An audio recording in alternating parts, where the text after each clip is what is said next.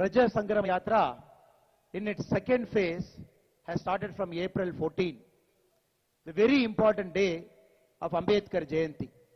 Praja Sangrama Yatra rondo vidita April 14వ తారీఖు అంటే అంబేద్కర్ గారి జయంతి నాడు చాలా auspicious day ఆ రోజు మొదలైంది. People in Tamil Nadu and other states are asking me this question.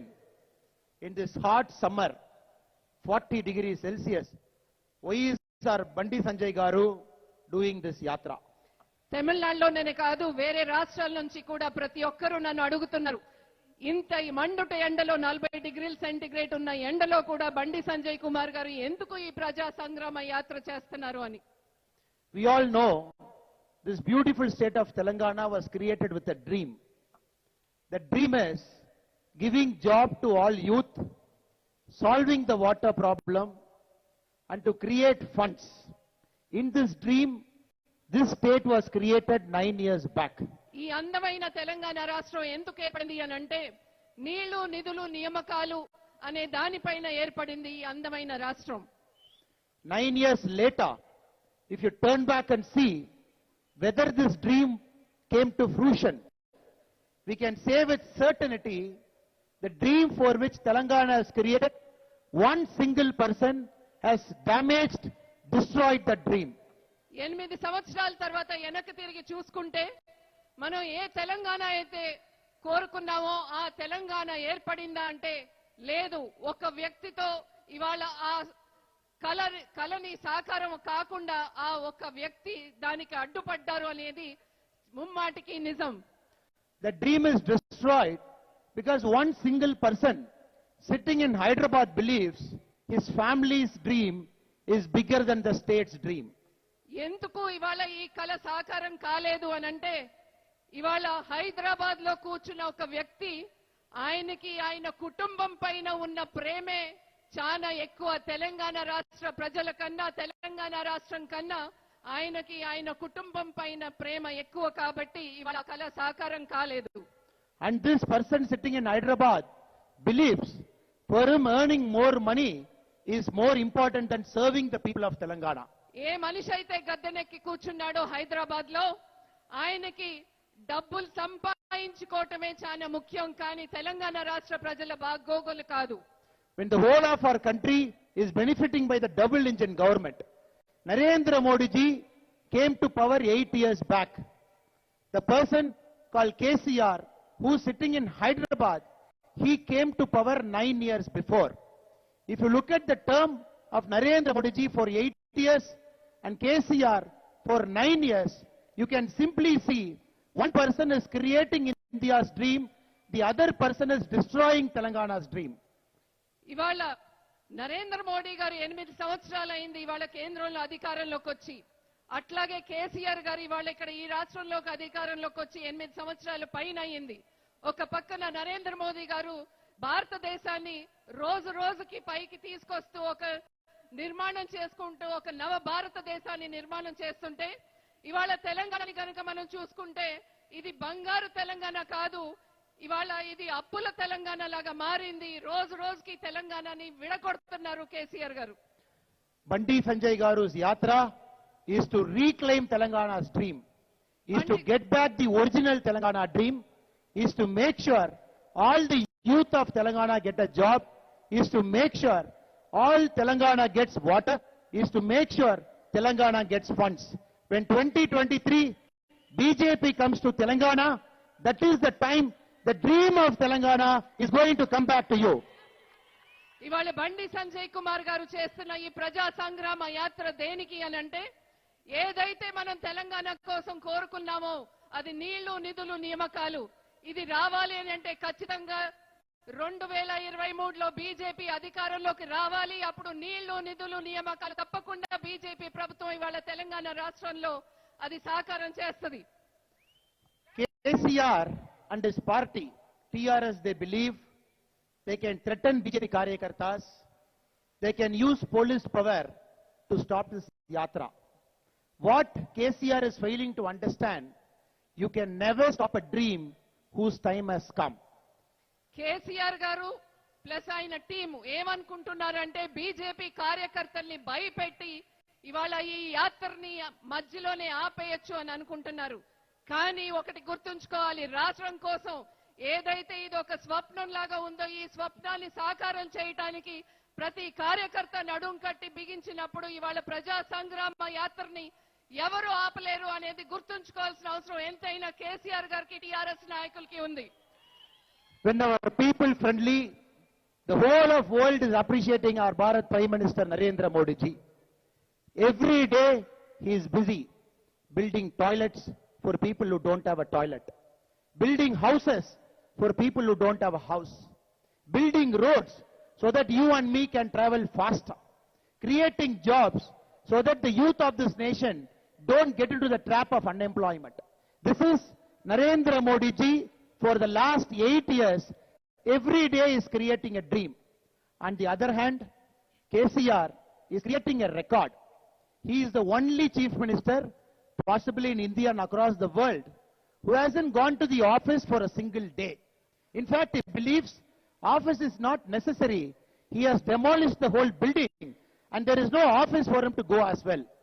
ఇవాళ కేంద్రంలో నరేంద్ర మోదీ గారు ఒక రోజు సెలవు తీసుకోకుండా అనునిత్యం పనిచేసుకుంటూ ఇల్లు లేని వాళ్ళకి ఇల్లు, రోడ్డు లేయటం, బాత్రూములు లేని వాళ్ళకి బాత్రూములు కట్టించే విధంగా, ఉద్యోగాలు కల్పన విధంగా ఇవాళ కేంద్ర ప్రభుత్వంలో నరేంద్ర మోడీ గారు ప్రయత్నం చేస్తుంటే ఇవాళ రాష్ట్రంలో చంద్రశేఖర్ రావు గారు అసలు ఆఫీస్ కి రాకుండా, సెక్రటేరియట్ కి వెళ్లకుండా ఇవాళ ఆయన ప్రగతి భవన్ కో లేదా ఫామ్ హౌస్ కో పరిమితమై ఈ రోజు కూడా సెక్రటేరియట్ కి రాకుండా దేశంలో ఉన్న ఏకైక ముఖ్యమంత్రి ఎవరు అనంటే అది ముమ్మాటికి కేసీఆర్ గారే. అందరూ అడుగుతున్నారు ఎందుకు సెక్రటేరియట్ కి రావట్లేదు అని అంటే అందుకనే సెక్రటేరియట్ ని కూల్చేసిన ముఖ్యమంత్రి KCR. In my home state of Tamil Nadu, 2 weeks back, there was a story in a newspaper. A lady, a sister from Tirunelveli, she refused to get married because her husband's house doesn't have a toilet. After she refused the husband's house, they went before the local Tahsildar, applied for a house under the PM Awas Yojana scheme. Only after the application was made, the lady, our sister, agreed to marry him. This is Narendra Modi ji for you. But here in Telangana, the only job KCR has got to do is do press meets every day, abuse our Honorable Prime Minister, who is trying to create a better society for all of us to live in. ఇవాళ ఒక 2 వారాల కిందట ఇవాళ తమిళనాడులో ఒక news paper లో ఒక article వచ్చింది. ఒక మహిళ తను పెళ్లి చేసుకోవటానికి నిరాకరించింది. ఎందుకు అని అంటే తను పెళ్లి చేసుకోబోయే ఇంటికి, ఏ ఇంటికైతే వెళ్ళబోతుందో అక్కడ బాత్రూమ్ లేదని.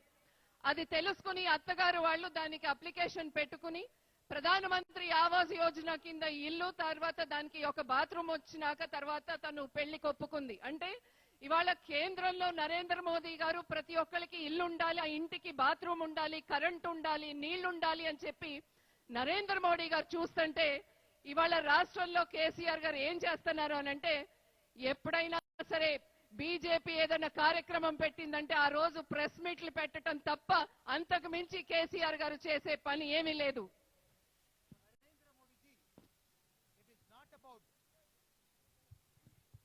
For Narendra Modi ji, it is not about building a toilet. It is about giving back the dignity to our sister. You just imagine, 10 years back, in a rural area, most of our sisters had to go to a toilet early in the morning at 4 o'clock, 5 o'clock, before the village gets up. After Modi ji has come to power, after building 11 crore plus toilet, for the first time, the rural sisters are seeing dignity in their life. KCR has failed to understood this. He will never understand this in his whole life. ఇవాళ కేంద్రంలో నరేంద్ర మోదీ గారికి toilet కట్టడం అని అంటే అది ఊరినే toilet కట్టడం కాదు, ఒక మహిళకి గౌరవించటం ఇవాళ టాయిలెట్ కట్టడం అంటే. ఎందుకంటే గతంలో పొద్దున్నే 4 గంటలకి వాళ్ళు చెంబులు పట్టుకుని ఇవాళ మహిళలు చీకట్లో ఎక్కడికో ఒక చోట వెళ్ళి రావటం అనేది మనం చూసాం చాలా సంవత్సరాల నుంచి. కానీ ఇవాళ అది కాకుండా మహిళల గౌరవం కాపాడాలని చెప్పి ప్రతి ఇంటికి బాత్రూమ్ ఉండాలని చెప్పి నరేంద్ర మోడీ గారు ఆలోచించి ప్రతి ఇంటికి బాత్రూమ్ ఉండాలని చెప్పి వాళ్ళ 11 కోట్ల బాత్రూములు నిర్మించారు. కానీ మన కేసీఆర్ గారికి మహిళల గౌరవం అంటే ఏంటో అర్థం కాదు. For 8 years, our Prime Minister Narendra Modi ji is in power. Can a single person tell any word Modi ji has stolen a pencil. Can a single person make an allegation about any of our ministers in government of India that anybody has stolen something like a pencil in their life? ఇవాళ 8 సంవత్సరాలు కేంద్రంలో నరేంద్ర మోదీ గారు అధికారంలోకి వచ్చి ఎవరన్నా సరే నరేంద్ర మోదీ గారు ఒక్క పైసా అవినీతి చేశారని చెప్పగలరా? అట్లాగే మంత్రి మండలిలో ఉన్న మంత్రుల పైన కూడా ఒక పెన్సిల్ అన్న దొంగతనం చేశారని చెప్పగలరా? But here in the KCR government, every day we see signs of corruption. Every day we see a new allegation. The reason KCR is trying to stop this yatra is because he doesn't want Bandi Garu and the other leaders here to talk about the corruption that KCR and his government is doing. కానీ వాళ్ళ రాష్ట్రంలో ప్రతిరోజు కూడా ఎంతో మంది మంత్రుల పైన ఎన్ని అవినీతి ఆరోపణలు వస్తున్నాయో మీకు తెలుసు. ఇవాళ మన రాష్ట్ర అధ్యక్షులు బండి సంజయ్ గారు చేపడుతున్న ఈ ప్రజా సంగ్రామ యాత్ర ద్వారా ప్రజల్లోకి ఆ అవినీతి వెళ్తుంది, అందరికీ తెలిసిపోతుంది ఈ ప్రభుత్వ అవినీతి అని చెప్పి, అంతకంటే ప్రజా సంగ్రామ యాత్ర జరగకుండా అడ్డుకోవాలని చెప్పి టీఆర్ఎస్ నాయకులు భావిస్తున్నారు. In this beautiful district, we have the beautiful river Krishna on one side and Tungabhadra on the other side. Any development project did KCR do to bring the water of Krishna and Tungabhadra to you? For KCR, the bigger projects like Kaleshwaram is a project to treat it like an ATM so that he can take the bribe money anytime he wants, like in a bank. ఈ అందమైన గద్వాల్ నగరానికి కాస్తంత దూరంలోనే కృష్ణా నది, ఇంకా కొంచెం దూరంలో తుంగభద్ర ఉంది. కానీ ఇక్కడ ప్రాజెక్టులు ఏది కంప్లీట్ చేయరు. ఇక్కడ నీటి ఇబ్బంది ఎంత ఉందో మీకు తెలుసు. అదే కాళేశ్వరం అయితే ఎందుకంటే అది ఏటీఎం, ఎప్పుడైనా సరే దాని నుంచి కమిషన్లు వస్తాయి కాబట్టి కాళేశ్వరం ఆయనకి ముఖ్యమైంది. కానీ ఇవాళ ఇక్కడ ప్రాజెక్టులు మాత్రం కంప్లీట్ చేయలేని దద్దమ్మ కేసీఆర్ గారు. We all were very happy when KCR said a Dalit brother or a sister will be given the responsibility of Chief Minister of Telangana. After 9 years, nothing he has done for our Dalit brothers and sisters. Forget about Chief Minister. The whole project called Dalit Bandhu is nothing but the fraud on our Dalit brothers and sisters. He promised every Dalit will get rupees 10 lakh. There is no project report, no plan. Nobody has got even a single rupee. Not only that, he has promised every Dalit family of 3 acre. Is there anyone here in this crowd among our brothers and sisters who got at least a single cent from the KCR government? ఇవాళ కేసీఆర్ గారు దళిత ముఖ్యమంత్రి చేస్తానని చెప్పి ఇవాళ గద్దెనెక్కి కూర్చున్న కేసీఆర్ గారు ఇవాళ 9 సంవత్సరాల తర్వాత సరే ఇవాళ దళిత ముఖ్యమంత్రి చేయకపోయినా దళితులకి ఏం చేశారు అని అంటే దళిత బంధు ఇచ్చానని చెప్పుకున్న కేసీఆర్ గారు అది ఒక పెద్ద ఫ్రాడ్. ఎంతమందికి దళిత బంధు వచ్చిందో మీరు చెప్పండి. హుజూరాబాద్ ఎలక్షన్ ఉంది కాబట్టి ఇవాళ దళిత బంధు గుర్తొచ్చింది. కానీ ఇవాళ రాష్ట్రంలో ఏ దళిత కుటుంబాలకి, ప్రతి నియోజకవర్గం అందరికీ దళిత కుటుంబాలకి ఎవరికి కూడా 10 లక్షలు ఇవ్వాల. అట్లాగే 3 ఎకరాల భూమి ఇస్తానని చెప్పిన కేసీఆర్ గారు ఇవాళ ఇక్కడ కూర్చున్న వాళ్ళల్లో ఎంత మందికి 3 ఎకరాలు వచ్చిందో మీరు చెప్పండి. ఎవరికన్నా ఇక్కడ 3 ఎకరాల భూమి వచ్చిందా? KCR avru biggest sadhane, the biggest achievement of KCR government is preventing our central schemes from reaching you. That is his biggest achievement. When the whole of country is benefiting from PM Awas Yojana, here KCR Garu has promised the poor of Telangana will get 2-bedroom houses. Not only did they get the 2-bedroom house, but even our Honorable Prime Minister's housing scheme is not benefiting you. Even if we travel around Telangana, we are seeing people without our Honorable Prime Minister's 5 lakh insurance. People are keeping their land on Adamanam. People are keeping their gold on Adamanam, based on which they are going for medical treatment. If this is not a big fraud on you, then what do you call as the big fraud? ఇవాళ రాష్ట్రంలో కేసీఆర్ గారు సాధించిన ఘనత ఏంటి అని అంటే ఇవాళ మీరు చూస్తే ఇవాళ ఇక్కడ కేంద్రం తీసుకొచ్చిన పథకాలు ఈ రాష్ట్రంలో అమలు చేయకపోవటమే కేసీఆర్ గారు సాధించిన ఘనత. ఇవాళ వేరే రాష్ట్రాల్లో అన్ని కూడా ప్రధానమంత్రి ఆవాస్ యోజన కింద లక్షల ఇల్లు కడుతుంటే ఇవాళ ఇక్కడ 2 బెడ్రూమ్ ఇల్లు అని చెప్పి ఇవాళ ఇంకా కూడా డబుల్ బెడ్రూమ్ ఇవ్వని పరిస్థితి మనందరికీ తెలిసిందే. అట్లాగే ఇవాళ ఆయుష్మాన్ భారత్ అనేది ఇవాళ కేంద్ర ప్రభుత్వం తీసుకొచ్చిన ఒక ఇన్సూరెన్స్ స్కీమ్. దాంట్లో 5 లక్షల బీమా మనకు వస్తుంది, అంటే హెల్త్ ట్రీట్మెంట్ మనం చేసుకోవచ్చు. కానీ వాళ్ళు తెలంగాణ రాష్ట్రంలో ఆయుష్మాన్ భారత్ ఇంప్లిమెంట్ చేయకుండా చాలా మంది ఇబ్బందులు పడుతున్నారు. వాళ్ళు నగలు ఇవన్నీ తాకట్టు పెట్టుకుని ఇవాళ ట్రీట్మెంట్ చేయించుకునే పరిస్థితి ఇవాళ కేసీఆర్ గారు కల్పించారు తెలంగాణ రాష్ట్ర ప్రజలకి. కేసీఆర్ గారు has cheated every single youth of Telangana. That is why in today's yatra we could see lot of youth and farmers and women flocking around Bandi Sanjay garu and our leaders present in the stage. When Telangana was created, he promised every single youth will get a job. What is the status of that? Even now, if you go to Osmania University, you will see our youth, all their dreams shattered under a tree, sitting under a tree and preparing for a competitive examination. Not even a single youth got the promised dream that KCR promised in 2014.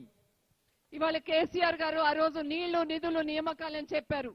కానీ ఇవాళ బండి సంజయ్ గారు ప్రజా సంగ్రామ యాత్రలో ఇవాళ ఎంతో మంది యువకులు మహిళలు అందరూ కూడా బండి సంజయ్ గారి దగ్గరకు వచ్చి ఎన్నో బాధలు చెప్పుకున్నారు. ఇవాళ యువతకి ఉద్యోగాలు ఇస్తానని చెప్పిన కేసీఆర్ గారు దాన్ని మర్చిపోయారు. ఇవాళ మీరు చూడండి, ఉస్మానియా యూనివర్సిటీకి వెళ్తే ఎంతమంది ఇవాళ నిరుద్యోగ యువత అక్కడ నిరాశతో ఉన్నారో. ఒట్టి ఒక ఉస్మానియా యూనివర్సిటీయే కాదు, యావత్ తెలంగాణ రాష్ట్రంలో కూడా యువత ఇవాళ నిరాశలో ఉన్నారు. In our country, there are 4 chief ministers now who are having a disease. The name of the disease is called dictatorship syndrome.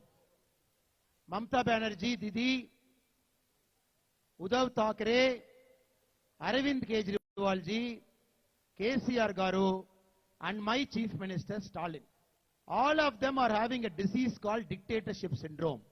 ఇవాళ దేశంలో ఒక 5 ముఖ్యమంత్రులకి డిక్టేటర్షిప్ అంటే నియంతృత్వం ఇది ఉన్నది. ఒక 5 ముఖ్యమంత్రులకి ఎవరెవరు 5 అని అంటే ఇవాళ కేసీఆర్ గారు, స్టాలిన్ గారు, ఉద్ధవ్ థాకరే గారు, మమతా బెనర్జీ గారు, వీళ్ళందరికీ కూడా డిక్టేటర్షిప్ అంటే ఇవాళ నియంతృత్వం. All this dictatorship syndrome, the sign of this disease, the first sign is anybody in the social media talks bad about the government, go arrest them and throw them in the jail. This is happening from West Bengal to Tamil Nadu to Telangana because KCR Garu doesn't want to hear anybody even who can legitimately criticize this government. ఇవాళ social మీడియాలో ఈ ప్రభుత్వాల పైన ఎవరైనా సరే విమర్శలు కురిపిస్తే వాళ్ళని జైల్లో పెట్టే విధంగా ఏ రకంగా కేసులు పెడుతున్నారో అది వెస్ట్ బెంగాల్లో, తమిళనాడులో, అట్లాగే తెలంగాణలో మనం చూస్తానే ఉన్నాం. వీళ్ళు నిజాలు చెప్తే సహించే పరిస్థితిలో ఇవాళ కేసీఆర్ గారు కూడా లేరు. అంటే ఇవాళ ప్రభుత్వం పైన విమర్శలు తట్టుకునే పరిస్థితిలో ఇవాళ కేసీఆర్ గారు లేరు. The second sign of this dictatorship syndrome, they believe they are God. When somebody asked KCR's daughter, why is your father not going to the office? He said, wherever my father goes, that is the office. God is present everywhere, but you can't pray to God everywhere. You can pray to God only in the temple. Even God, who is omnipresent, doesn't have the arrogance that people can come and pray to him anywhere. Even to pray to God, all of you have to go to a temple. But here, KCR's daughter believes wherever her father is walking, that is office for the people of Telangana. What stupidity is this? ఇవాళ కేసీఆర్ గారు అంటే ఈ నియంతృత్వ ధోరణి ఉన్న ముఖ్యమంత్రులకి ఇంకొక లక్షణం ఏంటి అని అంటే వాళ్ళే దేవుడు ఒక అవతారం అని భావిస్తారు. ఎందుకంటే కేసీఆర్ గారి కూతురు కవిత గారు ఒకప్పుడు అన్నారు, ఎందుకు మీ నాన్నగారు ఆఫీసుకు రావట్లేదు, సెక్రటేరియట్కి రావట్లేదు అని అంటే ఆయన ఒక ముఖ్యమంత్రి, ఆయన ఎక్కడుంటే అదే ఆఫీస్ అని చెప్పి కవిత గారు చెప్పారు. అంటే ఇవాళ మనం దేవుడు అన్ని చోట్ల ఉంటారు అనేది మనకు తెలుసు, కానీ గుడికెళ్ళి మనం పూజిస్తాం. కానీ కేసీఆర్ గారు అంటే ఎక్కడున్నా సరే అదే మూవింగ్ ఆఫీస్ అని చెప్పి కవిత గారు చెప్తున్నారు. అంటే ఎంత అహంకారం అంటే వాళ్ళే ఒక దేవుడు అన్నట్టు భావిస్తున్నారు. All these dictators are like flies moving towards a light. Once the light is switched off, all the flies will die. The light is nothing but our Honorable Indian Prime Minister Narendra Modi ji. Till the light is on, all the dictators will fly like flies around the light. But the only problem is, sometimes the small flies think they are the light, they are the sun. That is the problem. ఇవాళ light దగ్గరికి ఎన్నో పురుగులు అక్కడికి ఎగురుకుంటాయి వెళ్తాయి. కానీ ఇవాళ ఆ light ఎవరు అని అంటే ఇవాళ నరేంద్ర మోడీ గారు, ఆ వెలుగు, ఈ ప్రపంచానికి, ఈ దేశానికి వెలుగు నరేంద్ర మోడీ గారు. కానీ ఆ పురుగులు మా వల్లే లైట్ అని అనుకుంటారు. అలాంటి పురుగులే ఇలాంటి కేసీఆర్ గారు. I come from a state called Tamil Nadu. Our state, in terms of liquor, we are the number one state in India which consumes liquor. Our revenue from liquor is 35,000 crore. Most of the liquor companies are owned by the ruling politicians from DMK. Recently I saw in the paper, even in liquor company, liquor outlet, KCR is trying to bring social justice. What a great man he is. నేను తమిళనాడు నుంచి వచ్చాను. తమిళనాడులో ఇవాళ liquor consumption ఎక్కువ. అక్కడ 35,000.